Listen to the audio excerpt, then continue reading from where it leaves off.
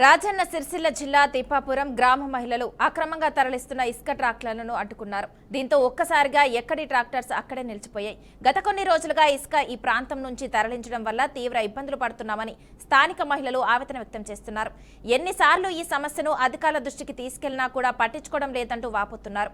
ఇసుక ట్రాక్టర్లు వేగంతో వెళ్లడంతో ప్రమాదాలు జరుగుతాయని తెలిపారు. ఇప్పటికైనా రెవెన్యూ, పోలీసు ఉన్నతాధికారులు కూడా ప్రత్యేక చొరవ తీసుకోవాలని గ్రామ మహిళ కోరుతున్నారు.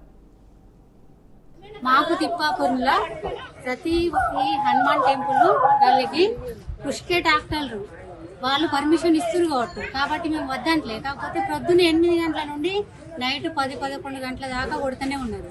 మాకు చిన్న పిల్లలు ఉన్నారు కాబట్టి వాడకట్టుకు మొత్తం ఇళ్లలో దుమ్ము దుడుతుంది. ఎప్పుడు చెప్పినా గానీ వాళ్ళు పట్టించుకోవడం అనేది లేదు. కానీ వాళ్ళే పట్టించుకోండి. ఇప్పుడు ట్రాక్టర్లు అన్ని పర్మిషన్ కు ఈ గుడికి ఆ గుడికి వస్తామంటే మేము పొలాలలో పోయే స్థలం అది. ఒక్కొక్కళ్ళని చూసి చంపినా చంపుతారు. అక్కడికి పోయి ఒక్కసారి వచ్చి అధికారులు వచ్చి చూసి సంప్రదించగలని కోరిక. ఏంటంటే మమ్మల్ని మాత్రం ఈ ఉష్క ట్రాక్టర్లు ఎన్ని రోజులు నడుపుతారో అన్ని రోజులు మాత్రం ఖచ్చితంగా అడ్డుకుంటాం, ఇక్కడనే కూర్చుంటాం. ఇక ఇది మాత్రము ఆఫ్ చేయాలి. ట్రాక్టర్లు ఉష్క మాత్రం ఆఫ్ చేయాలి. ఇక కాళ్ళల్లో ఉష్క తీసుకుపోతారా రాజన్న టెంపుల్ కు? ఎన్నన్నా న్యాయం ఉందా? ఈ తిప్పపూర్లో తప్పించి ఎక్కడ లేదా ఉష్కే?